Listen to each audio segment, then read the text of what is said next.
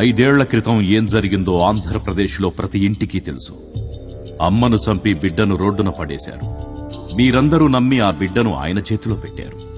అప్పు తప్ప చెట్టు నీడ కూడా లేని పరిస్థితుల్లో ఆ బిడ్డను బతికించుకోవడానికి ఏ తండ్రైనా ఏం చేస్తాడు?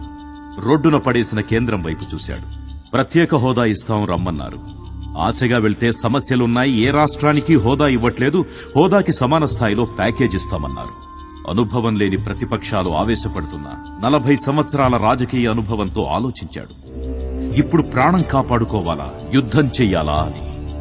అసలే 16,000 కోట్లతో లోటు బడ్జెట్తో ఉన్న రాష్ట్రం. విద్యార్థులు రోడ్డున పడకూడదు, ఉద్యోగులు జీతాల కోసం ఎదురు చూడకూడదు, రైతులు పొలంగట్ల మీద కూర్చొని కన్నీళ్లు పెట్టుకోకూడదు, రాష్ట్రాభివృద్ధి ఆగకూడదు అనంటే తప్పనిసరి పరిస్థితుల్లో సరే అనాల్సొచ్చింది.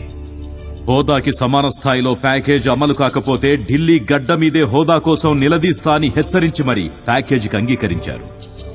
వెనక్కొచ్చాడో లేదో నమ్మించి మోసం చేశారు. ఎవరికీ హోదా ఇవ్వట్లేదన్న వాళ్లే మిగతా రాష్ట్రాలకిచ్చారు.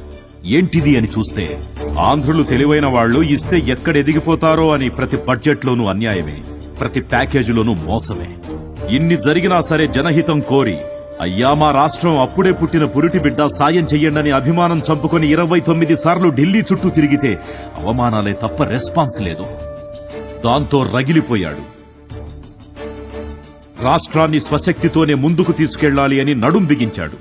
విద్యార్థులు, రైతులు, ఉద్యోగుల అండ తీసుకుని ముందడుగు వేశాడు. ఆయన ధైర్యాన్ని, విజన్ని చూసి పరిశ్రమలు రాష్ట్రం వైపు పరుగులు తీశాయి. పట్టిసీమ నీళ్లు రాయలసీమను తాకాయి.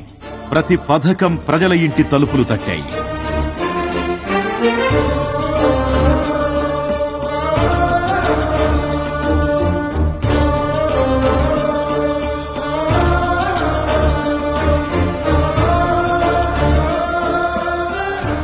ప్రతి ఊరి పొలం తడపడానికి పోలవరం వచ్చింది. తిరుపతి వెంకన్న సాక్షిగా ఢిల్లీని మించిన రాజధానిని కట్టిస్తానని మాటిచ్చి పిడికెడు మట్టిచ్చిన మోసగాడి కళ్లు తిరిగేలా అమరావతి ఎదుగుతోంది. ఢిల్లీలో అతని పీఠం కదులుతోంది. ఏ అవార్డునైనా ఆపి నీ అడ్రస్ ఏంటి అని అడిగితే ఆంధ్రప్రదేశ్ అని గర్వంగా చెప్పుకునేలా చేశాడు. నడి రోడ్డు మీద పడ్డ బిడ్డలాంటి రాష్ట్రాన్ని దేశంలోనే అగ్రరాష్ట్రంగా నిలబెట్టి సమయం ఆసన్నమయ్యింది అని ఢిల్లీ మీద యుద్ధం ప్రకటించాడు. ఇంకెందుకు బెదరాలి, ఇంకెవడి ముందు వదగాలి, అందుకే తిరగబడ్డాడు.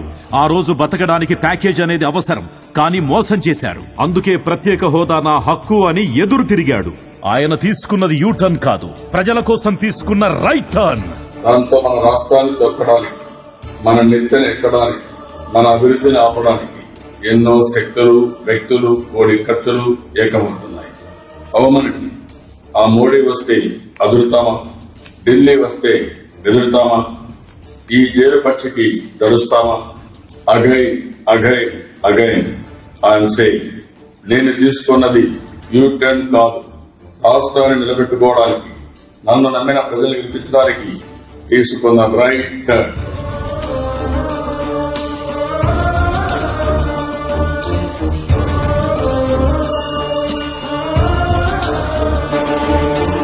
వార్తావాణి న్యూస్ ఛానల్ ఎప్పటికప్పుడు రాజకీయ, సినీ విశేషాలు, స్పోర్ట్స్ మరియు సాంకేతిక పరమైన మరెన్నో విషయాలను మన ముందుకు తెస్తుంది. మరింత సమాచారం కొరకు వార్తావాణి న్యూస్ ఛానల్ ని సబ్స్క్రైబ్ చేయండి.